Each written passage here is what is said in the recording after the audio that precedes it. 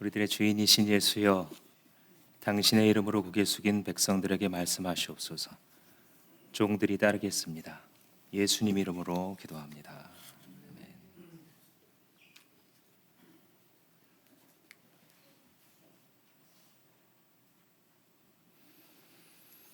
기독교 신앙은 기적입니다. 인간의 모든 집착을 버리고 그 고통에서 벗어나자라고 하는 불교의 설법이나 자신이 가진 신분이나 위치에서 할 일을 해서 질서를 지킴으로써 사회를 잘 유지하자라고 하는 유교의 가르침은 상식에 부합합니다. 그런데 기독교 신앙은 그런 동의를 구하지 않습니다. 상식의 동의를 구하지 않고 눈에 보이지 않는 하나님을 믿습니다. 2000년 전에 33세 동안 이스라엘 땅에 살았던 청년 목수가 우리를 위해 죽었다가 부활했다고 믿습니다. 길에서 단 한 번 마주쳐 본 적도 없는 그분이 아니라면 나의 삶에 소망이 없을 것이라고 믿고 그를 부활하신 우리의 주인으로 모셔드립니다. 이렇게 믿는 것은 지성이 마비돼서 맹신하기 때문이 아니고 지성을 넘어서서 보게 만드시는 분 때문에 일어납니다. 그런 곧 하나님이십니다. 하나님께서는 우리 인간의 한계에 갇혀 있도록 하지 않으시고 우리의 한계와 우리의 지성과 우리의 이성을 넘어서 존재하는 하나님의 실제를 보게 하시고 그럼으로써 믿게 하십니다. 이 같은 일이 일어났던 한 사람 요셉의 본문을 오늘 우리가 읽었습니다. 18절 하반절에 보시면 마리아가 요셉과 약혼하고 나서 같이 살기 전에 마리아가 성령으로 잉태한 사실이 드러났다라고 말합니다. 여기서 마리아가 요셉과 약혼했다라고 하는 이 약혼을 좀 우리가 다시 한번 상기할 필요가 있습니다. 유대인들의 풍습이 우리와 많이 다르기 때문이죠. 약혼을 하러 갈 때 이 신랑은 신부 아버지에게 지참금을 지불을 합니다. 그리고 나서는 이제 이 신랑 외에는 어떤 사람도 이 신부에 대한 소유권을 주장하지 못하게 됩니다. 이미 거기서부터 법적 구속력을 갖게 되고 그날부터 남편과 아내라고 불리게 됩니다. 아직 결혼식은 치르지 않았지만 그들은 법적으로 하나의 부부가 된 것이나 다름없습니다. 그리고 나서 신부는 이런 말을 합니다. 모든 것을 다 준비한 후에 다시 돌아와 당신을 데리고 가겠소. 그렇게 떠나면서 예물을 하나 남기는데 그것은 자기를 받아준 신부에 대한 감사이기도 하고 또 하나는 자신을 결혼식 날이 올 때까지 잊지 말아달라고 하는 증표를 예물로 남기는 것입니다. 그리고 서로 헤어져 1년 내지 2년 동안 만나지도 못하고 각각 삽니다. 이 기간에 신랑이 하는 일은 결혼 준비인데 결혼 준비 중에서 가장 중요한 것은 신부랑 함께 지낼 집을 자기 집 근처에다가 조그맣게 다시 짓는 일입니다. 신부는 그 기간을 기다리면서 예복을 준비하고 신랑이 언제 올지 모르게 되어 있는 풍습이기 때문에 언제 신랑이 오더라도 따라갈 수 있을 정도로 준비하며 대기하고 있게 됩니다. 즉 우리가 생각하는 약혼식의 휘양세 정도가 아니라 이미 그때 부부가 되었고 법적인 구속력을 갖는다는 것을 알 수 있습니다. 일례로 신명기에 보면 약혼을 한 다음 아직 결혼식으로서 이 결혼을 완성하지 않은 남자가 전쟁이 나더라도 군대 징집을 면제받습니다. 만약 이 기다리고 있는 신부가 동의하지 않았는데 어떤 남자가 억지로 동침을 하면 이 남자는 사형에 처해집니다. 만약 둘이 동의해서 동침했다면 둘 다 사형에 처해집니다. 이런 풍습을 가진 유대 사회에서 지금 마리아는 요셉을 통하지 않고 임신한 것입니다. 하나님의 시각으로 보면 성령으로 잉태했다. 그런데 인간의 시각으로 보면 결혼의 굳은 약속을 저버리고 요셉을 배신하여 바람을 핀 여자입니다.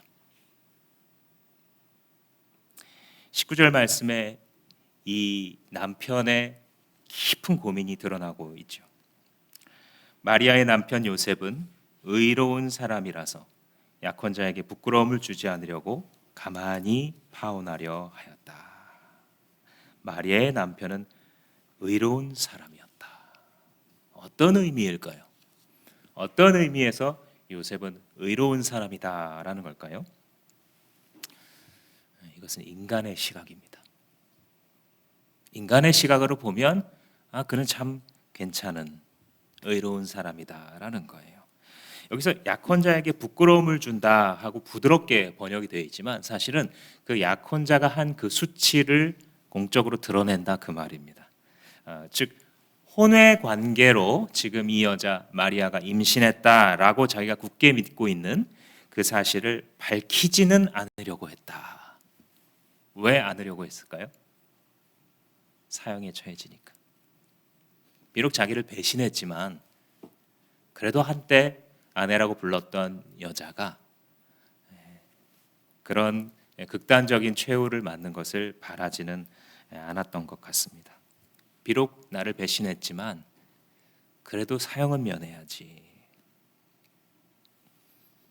그래서 이렇게 생각하면 한편으로 요셉은 의로운 사람이다 라고 하는 그 설명이 이해가 되죠.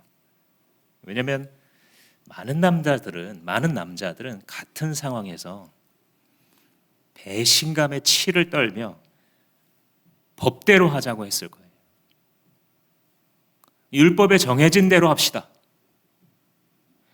하나님 말씀대로 합시다. 나를 아프게 했으니 너는 더욱 아파야 된다.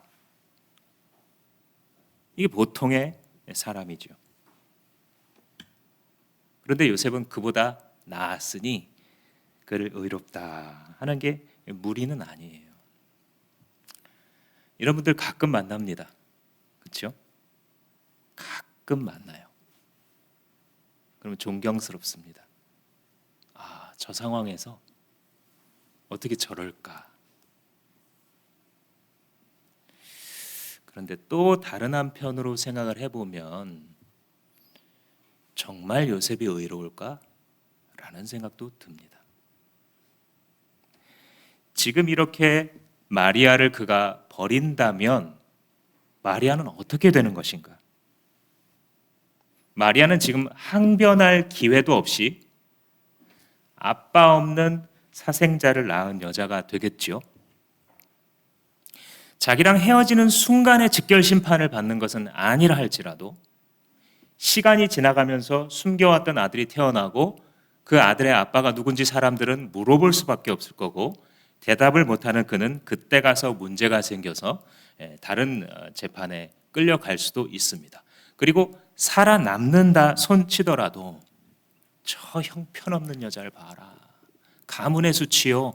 이 동네의 놀림거리다라고 하는 낙인에 찍혀 남은 평생을 살아가야 되지 않았겠습니까?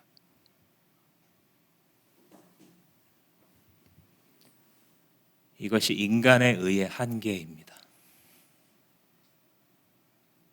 우리들 중에 그래도 저 사람 깨끗하다 라고 하는 인간 의의 한계입니다. 인간의 의라는 것은 생각처럼 아름답지 않습니다. 기대처럼 좋은 결과를 보장하지 않습니다. 우리가 가진 자기의라고 하는 것은 죄인의 오류의 또 다른 모습일 뿐입니다. 아무도 나는 아니라 라고 말할 자가 이 땅에 없죠. 물론 요셉 같은 사람은 우리가 세상 살아가면서 만나는 수많은 인간 유형들 중에서 그래도 나은 사람이지만 그런 그 사람의 의라는 것 참 초라하기 이를 데 없습니다. 마리아한테 직접 들어보기도 전에 당신은 이러이러한 몹쓸 짓을 한 여자라고 스스로 마음 가운데 확정하고 결정해 버립니다. 로마서 3장은 말합니다. 기록된 바 의인은 없나니 하나도 없으며 깨닫는 자도 없고 하나님을 찾는 자도 없고 다 치우쳐 함께 무익한 자가 되고 선을 행하는 자는 없나니 하나도 없도다 라고 말이죠. 무엇입니까? 죄인이 아무리 스스로 옳다고 생각하고 그 옳은 길을 추구한다 할지라도 그것은 결국 죄가 된다. 더 짧게 말하자면 죄인의 의의는 결국 죄인 것입니다. 이것이 우리의 실존이건데 우리는 더 이상 우리의 옳음, 우리의 올바름, 우리의 의라는 것을 이제는 더 이상 기대할 수 없는 지점에 이르게 되고 외부로부터 주어지는 의가 아니라고 한다면 더 이상 이 모든 것을 바로잡을 기준이 없다라는 것을 알고 비통함 속에 애통하며 외칠 수밖에 없습니다. 그래서 이 인간의 의라는 것을 밀어내는 하나님의 의가 등장하게 되는데 거기에 20절에 기록되어 있습니다. 요셉이 이렇게 생각하고 있는데 주님의 천사가 꿈에 그에게 나타나서 말하였다. 다윗의 자손 요셉아, 두려워하지 말고 마리아를 내 아내로 맞아들여라. 그 태중에 있는 아기는 성령으로 말미암은 것이다. 요셉은 이런 생각하면서 살고 있는 거예요. 자기는 피해자입니다. 자기는 배신을 당해서 자기는 깊은 상처를 입은 사람이에요. 자기는 불의를 당한 사람입니다. 그런데 발버둥 치며 노력하며 자기가 해낸다는 생각은 결국 그 사람과 선을 긋고 더 이상 보지 않으며 그를 내 인생에서 끊어내는 것이죠. 그게 요셉이 이런 생각을 할 때에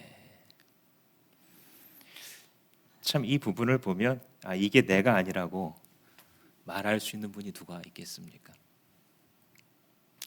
그런데 그 요셉의 꿈에 하나님께서 천사를 통해 자기의 말씀을 전달합니다. 다윗의 자손 요셉아, 두려워하지 말고 마리아를 네 아내로 맞아들여. 무슨 뜻입니까? 파혼하지 말아라. 네 생각 틀렸다. 네가 확신하고 있는 그 시나리오 그거 아니다. 이것은 치정에 의한 것이 아니라 성령에 의한 것이다. 이것은 하나님이 하시는 일이다. 새로운 생각이 자기의 생각을 밀어내는 것을 요셉이 지금 경험하는 것입니다. 자기 의의가 자리 잡고 있던 그곳에 외부로부터 한 선하고 거룩한 의의가, 진짜 의의가 찾아 들어오는 것을 그는 경험하고 있는 것입니다. 21절 말씀에 보시면 이름을 이렇게 지으라고 가르쳐 줍니다. 장명을 해줍니다. 마리아가 아들을 낳을 것인데 그 이름을 예수라고 하여라. 그가 자기 백성을 죄에서 구원할 것이다. 예수라는 이름은 히브리어에서 호세아나 여호수아가 구원하다, 구원자, 구원하시는 하나님이라는 뜻인데 그거를 헬라식으로 발음하면 예수하고 흐 하는 사운드가 탈락하고 부드럽게 발음이 되면서 예수라고 바뀌게 되죠. 즉 이름을 짓는데 정구원자 이렇게 짓는 겁니다. 이 아기는 성령께서 잉태하게 하신 이 아기, 창조의 영이신 성령께서 남자의 정을 통하지 아니하고 창조주께서 그의 뱃속에 두신 그 아기는 구원자라는 이름을 가져야 된다. 왜냐하면 자기의 백성을 죄에서 건지실 자이시기 때문이다. 여러분, 스스로를 죄의 굴레에서 꺼낼 능력이 있으십니까?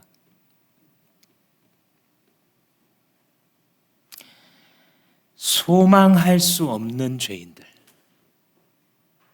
그들의 유일한 소망, 예수 그리스도. 구원받을 수 없을 정도로 더러운 죄인 괴수들의 유일한 소망, 예수 그리스도. 우리와 같은 신이 없고 배은망덕한 죄인들을 유일하게 구원하는 그 이름, 예수 그리스도. 그는 교만으로 뚫뚫 뭉친 인간의 의라고 하는 헛된 껍데기를 밀어내고 우리 가운데 내려오신 하나님의 의이십니다. 이런 하나님의 의로우심은 역사와 시간의 흐름 속에서 더욱 명확해집니다. 22절, 23절에 보시면 봐라, 예언자가 시켜서 이르기를 보아라, 동정녀가 잉태하여 아들을 낳을 것이니 그의 이름을 임마누엘이라고 할 것이다 하신 말씀을 이루려고 한 것이다. 임마누엘을 번역하면 하나님이 우리와 함께 하시다 라는 뜻을 전달하죠. 여기서 말하는 선지자는 이사야입니다. 예수님 오시기 700년 전에 그 이사야가 예언했던 대로 지금 당신의 대기 중인 신부에게 그 일이 응했다라고 선사는 가르쳐 주고 있는 것입니다. 이게 무슨 뜻이냐면 700년의 세월이 흘렀어도 하나님의 약속은 변하지 않았다는 것입니다. 세월이 흐르면 사람은 변합니다. 세월이 흘러가면 세상도 변합니다. 그런데 세월이 흐르고 시간 지나가도 영원토록 변함없으신 우리 하나님, 회전하는 그림자조차도 없으시는 우리 신실하신 그 하나님은 여전히 그 자리에 서 계신다. 그래서 우리는 역사를 살펴보고 우리의 세월의 흐름을 쳐다볼 때 하나님의 역사적 신실성을 만나게 되는 것입니다. 하나님의 의는, 하나님의 약속은, 하나님의 우리를 향하신 하나님의 헌신은 변하지 않았구나. 그 절정이 임마누엘입니다. 임마누엘, 그죠? 하나님의 신실의 절정, 우리를 향하신 하나님의 헌신적 사랑의 절정, 죄인과 함께 하시는 하나님입니다.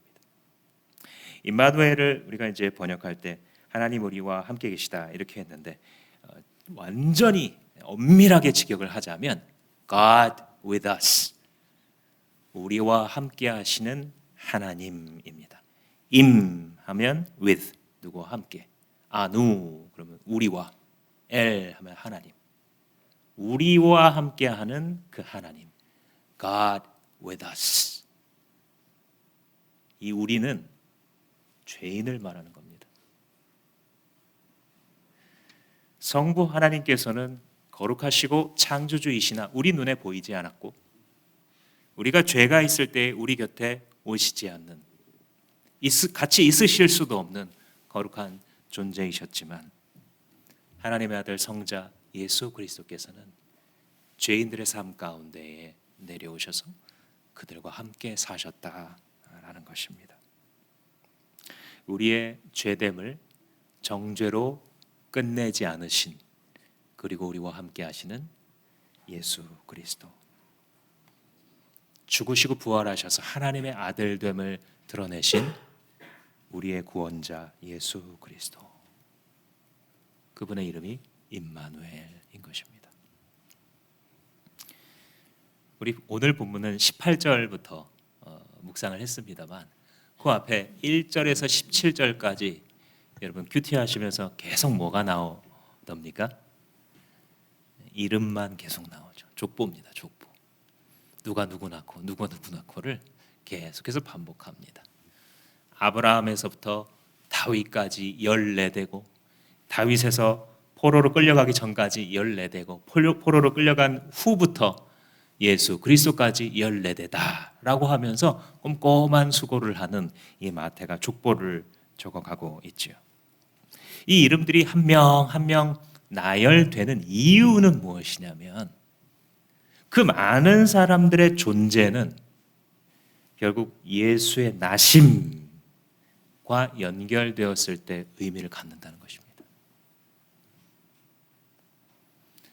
임마누엘 예수께서 우리 죄인들 사이로 들어오셔서 스스로를 구원할 수 없는 자기의라는 함정에 갇힌 우리들을, 주께서 우리를 구원하여 내려오실 때에 아브라함이나 이런 요셉 같은 사람들은 모두가 알고 있지만, 사실 그 중간에 있는 족보는 우리들이 모두 마태를 통해서만 1년에 한 번 정도씩 읽는 전혀 유명하지 않은 이름임에도 불구하고, 그리고 그들 각자의 삶이라는 것이 오직 하나님만 아시는 기가 막히게 메마른 골짜기도 걸어가고, 또 그들의 높은 산등성이에 쓸 때도 있었을 신앙의 모든 기복과 부침과 황량한 광야를 경험했을지라도, 그러나 하나님 앞에 결론으로 남아있는 것은 내가 너를 통해 내 아들 예수의 오심을 준비했다라는 것입니다.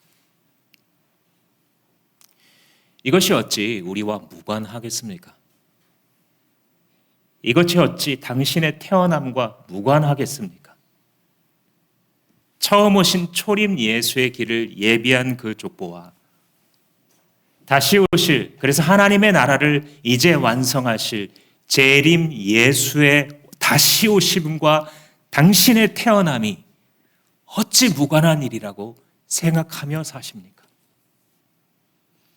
당신의 존재는 예수의 다시 오심과 직결되어 있으며, 그래서 당신의 탄생은 소중한 것이었고, 당신의 그 삶은 하나님께서 기뻐 받으시기에 합당한 제물로 예정되었던 것입니다.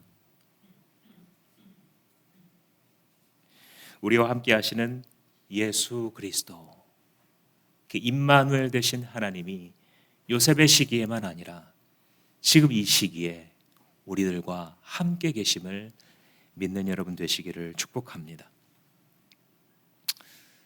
임마누엘 되신 예수님께서 우리에게 그 예수 그리스도의 사명을 비전 제시해 주시면서 떠나간 그 말씀이 모든 복음서 뒷부분에 기록이 되어 있습니다. 예를 들어 마태복음 28장에서 예수님께서는 그렇게 말씀하셨죠. 하늘과 땅의 모든 권세를 내게 주셨으니 그러므로 너희는 가서 모든 민족을 제자로 삼아 아버지와 아들과 성령의 이름으로 세례를 주고 내가 너희에게 분부한 모든 것을 가르쳐 지키게 하라. 이게 임마누엘 예수의 비전입니다. 절대 헷갈릴 수 없는 모든 복음서 기자들이 공히 기록하였고, 모든 성경의 저자들이 이것이 하나님 나라 역사의 방향성이라고 말했던 예수 그리스도의 비전은 결국 죄인들 가운데 오셔서 그들을 구원하신 예수의 손길들이 되어서 우리가 서로 지체가 되어 영혼 구원하고 제자 삼아 예수의 몸된 교회 공동체, 이 땅에 임한 하나님의 나라, 우리가 모르는 그때에 하나님께서 완전히 완성하실 그 나라를 향하여 살아가는 것이 주 예수의 비전이요, 이 땅에 존재하는 모든 바르게 된 교회의 비전인 것입니다. 우리가 비록 이름이 높지 않고 우리 한 사람 한 사람이 무명할지라도 우리가 이 예수 그리스도의 비전을 담아 살아가게 되면 우리는 임마누엘의 공동체가 되는 것입니다. 이 마태복음 28장 말씀 맨 끝에 방금 불러드린 그 사명, 예수의 비전을 우리에게 심어주시는 그 비전 맨 뒤에 이런 말이 붙어 있습니다. 볼지어다 내가 세상 끝날까지 임마누엘,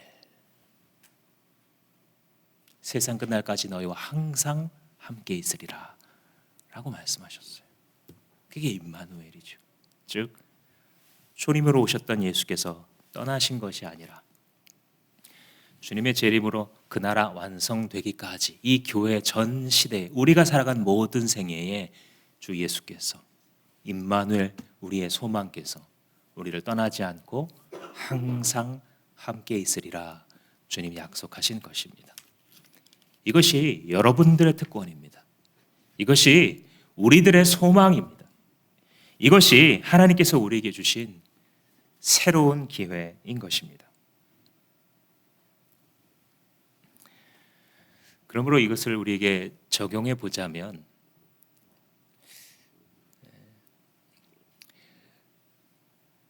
우리가 불의한 모습을 보았을 때, 이 세상에서 불의한 것을 보았을 때 어떻게 해야 되는가를 깨닫게 됩니다.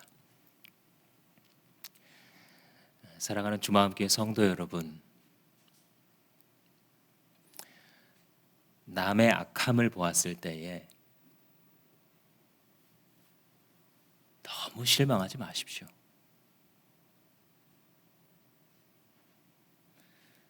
그래서 그 사람은 구원자가 필요한 겁니다.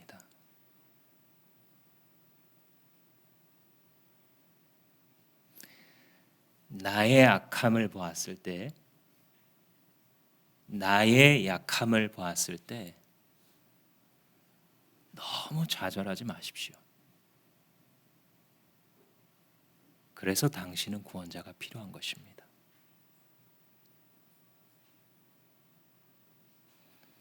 스스로를 구원할 수 없는 죄인들, 그들의 유일한 소망이 누구인지 잊지 마십시오. 우리를 삼키려는 악한 존재가 있습니다. 우리가 내일부터 특별 새벽 기도회 때 다룰 주제죠. 영적 분별력.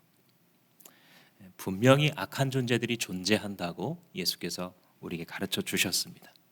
그런데 그 악한 영들은 결국은 어떻게 해서 싸우는 거냐면 남의 악함에 분노하게 만들고 나의 악함에 무너지게 만드는으로써 하나님께서 택하신 사람임에도 불구하고 그 시야가 흐리멍텅해진 채로 그의 삶을 살아가도록 옆에서 계속 우리를 속이는 것입니다.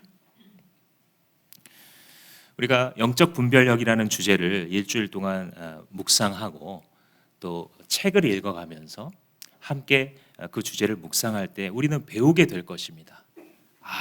이게 바로 이 악한 영들이 어떻게 교묘한 방식으로 우리를 계속해서 무너뜨려 온 것이었구나. 어떻게 해야 하나님의 의를 붙들고 나의 의가 아니라 하나님의 의와 하나님의 올바르심을 붙들고 승리하는 것이구나 라는 것을 배우는 거예요. 더군다나 우리는 혼자 싸우지 않습니다. 공동체는 함께 싸우는 것입니다. 전쟁은 개인이 하는 게 아니라 군대가 하는 것처럼. 세귑줄은 쉽게 끊어지지 않는다라고 주님께서 말씀하신 것처럼 나 한 사람의 결심이면 기분에 따라 체력과 컨디션에 따라 우리는 쉽게 죽게 나아가기로 멈추겠지만 주님을 바라보는 다른 신자들과 함께 묶여서 서로를 격려하고 서로를 위하여 기도해 줄 때 하나님께서 묶여있는 그들 사이에 임하셔서 당신의 존재를 보여주실 줄 믿습니다. 요셉이 자신의 한계 안에서 봤을 때 그의 삶이 어땠을 것 같습니까? 길이 안 보였을 겁니다. 막막했을 겁니다. 나는 신부에게 당한 피해자다라고 스스로 생각하면서 하루하루 실망감과 억울함을 견디기 어려워했을 것 같습니다. 자기의 의로 할 수 있는 일이라는 게 결국은 그냥 상대방을 끌어내는 일이 전부였던 그 요셉을 주님께서 하나님의 의의 세계로 부르셨습니다. 그리고 그 하나님께서 지금 우리와 함께 하십니다. 우리의 모든 약함과 우리의 모든 악함과 우리의 모든 한계에 스스로를 가두고 살아가는 어리석고도 죄인인 우리들에게 임마누엘 예수가 오셨습니다. 그분만이 우리의 소망입니다. 여러분들 2024년 새해를 무엇을 붙들고 전진하시겠습니까? 새해는 새 기회입니다. 그런데 그 새 기회라는 것은 임마누엘 되시는 주님께로부터만 온다는 사실을 기억하십시오. 더 이상 우리 자신의 의에 대한 기대는 이제는 접어버리고 오직 하나님의 의, 예수 그리스도 안에 있는 하나님의 신실, 그것만을 기대하며 새로운 기회를 붙잡으시는 여러분 모두 되시기를 주님의 이름으로 축복합니다. 함께 기도하시겠습니다. 우리의 주인 되신 예수님, 당신이 우리의 주인 되셔서 감사합니다. 당신이 당시의 목숨을 버려 우리를 사랑하셨기에 하나님, 우리가 우리의 목숨을 들여 주님을 사랑하고 주님을 섬기는 것이 너무나 당연함을 하나님이 새해 벽두에 고백합니다. 주인 예수여, 당신이 꾸무신 품을 우리 안에 넣어주셔서 우리도 그 꿈을 향해 가는 새해가 되게 하시옵소서. 주님께서 우리를 붙드시고 부르신 그 부르심 때문에 하나님 모든 사단의 속임이 녹아지게 하시고 하나님 모든 분열이 떠나가게 하시고 모든 아픔과 고통과 상처가 치유되게 하시고 하나님께 주시는 새로운 세계로, 단순한 인간의 지성을 넘어 영성의 세계로, 자기의 의의를 넘어 하나님의 의의 세계로 들어가 연합된 주 예수의 군대가 다 될 수 있도록 우리 한 사람 한 사람을 축복하여 주시옵소서. 미사오고 예수님의 이름으로 기도합니다. 아멘. 우리 헌신송을 부르기 전에 우리가 새해부터는 헌신을 표현하는 일을 좀 해보려고 합니다. 헌신이라는 것은 원래 요 앞에 헌신대라는 곳이 마련되면 거기 와서 무릎을 꿇고 자기가 하나님 앞에 헌신하겠다는 내용을 기도 카드에 쓰기도 하고, 또 기도를 좀 받고 싶습니다 이런 성도들이 종종 계실 텐데, 앞으로 나와서 함께 헌신송을 부른 다음에 축도와 간구를 마치면 카드를 보면서 함께 기도하는 그런 시간입니다. 그래서 아마 지난 주일 예배 때에도 등록하겠습니다라고 하는 그 마음을 등록 헌신의 형태로 세 분이 나오셔서 이 앞에서 함께 헌신송 부르시고 기도를 받으셨는데, 앞으로도 그렇게 계속 해 나가도록 하겠습니다. 오늘도 혹시 하나님께서 특별한 헌신을 요구하시는 것 같다, 혹은 기도를 받게 하시는 것 같다,